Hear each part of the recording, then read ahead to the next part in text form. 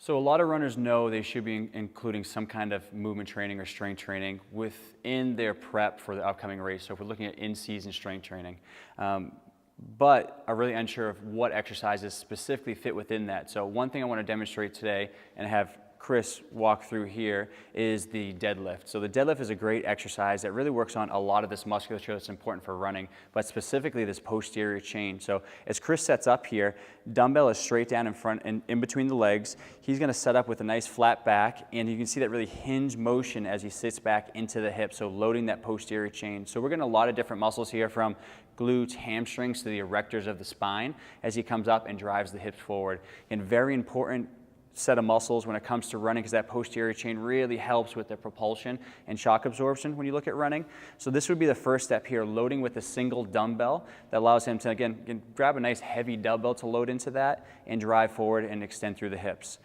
Progression of this, if we want to make that a little more challenging, is to go with 2 dumbbells. So a couple different ways we can hold the dumbbells here to challenge the body. First way is dumbbells loading in front and sliding down the legs as he lowers, so that you can see the movement really doesn't change at all. All we're doing is adding a second dumbbell to further challenge the posterior chain, and then add these dumbbells in front of the body to a greater degree, which will load up that posterior chain just a bit more.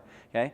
A more beginner-friendly version is if we go and add these dumbbells on the side of the body. So you can see now these dumbbells are right in within his center of mass. So a little less stress throughout the posterior chain, a little less stress at the lower back, and you can kind of find which one is comfortable for you. This would be a little easier on the body to start with, but the other one would add a little more demand on that posterior chain. But on these, it's really important to find a nice heavy pair of dumbbells. I find a lot of people stay light on this exercise because running is so demanding and there's a lot of body weight coming down on that leg. You really want to load up these dumbbells the best you can in a progressive fashion, not jumping right into that, to really expose yourself to the demands of running to be successful and strong when it comes to performing the sport.